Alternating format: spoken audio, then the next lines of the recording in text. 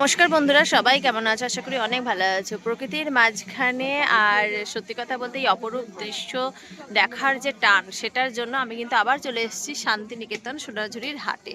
আর এই দেখো সোনাঝুরির সেই সুন্দর সুন্দর গাছগুলি, যেগুলোর মানে না কথা বললেই নয়।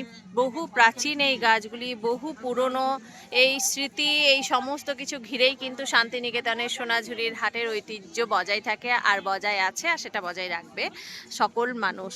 কিন্তু একটা দুঃখের খবর হচ্ছে যে সোনাঝুরির হাট কিন্তু আগামী দিন থেকে কিন্তু এখানে আর বসবে না, মানে শান্তিনিকেতন সোনাঝুরিতে কিন্তু আর বসবে না। কিন্তু কোথায় বসবে সেটা হচ্ছে শিব মন্দির, সেই শিবতলার কাছে বসবে। সোনাঝুরি হাট, যা খোয়াই হাট নামেও পরিচিত, কেনাকাটা প্রেমীদের জন্য স্বর্গরাজ্য। প্রতি শনিবার বিকেলে শান্তিনিকেতনের কাছে খোয়াই বনাঞ্চলে ভারত জুড়ে ভ্রমণকারীরা কেবল হস্তনির্মিত শিল্পকর্মের জন্য কেনাকাটা করেন না, বরং আঞ্চলিক পরিবেশনার তালও উপভোগ করেন। শুরুর দিকে গ্রামীণ পরিবেশ থাকলেও বর্তমানে এটি বাণিজ্যিকরণের মুখোমুখি। তবে প্রকৃতির মাঝে এই খোলা আকাশের নিচে হাট এখনও পর্যটকদের কাছে অনন্য অভিজ্ঞতার জায়গা। সোনাঝুরির হাট বর্তমানে বিশ্বভারতী তথা শান্তিনিকেতনের অন্যতম প্রধান সাংস্কৃতিক ও অর্থনৈতিক স্তম্ভ হিসেবে স্বীকৃত। হাটটি কেবল বেচাকেনার জায়গা নয়, এখানে বাউল গান, সাঁওতালি নাচ এবং আদিবাসী সংস্কৃতির সরাসরি প্রদর্শন হয়।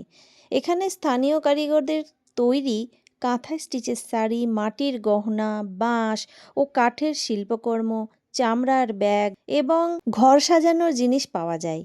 এটি স্থানীয় ক্ষুদ্র শিল্পীদের উপার্জনের একটি বড় মাধ্যম। এই হাটটি সোনাঝুরি গাছে ভরা অরণ্যের মধ্যে বসে, যেখানে শীতকালে সোনালি ফুল ঝরে পড়ে।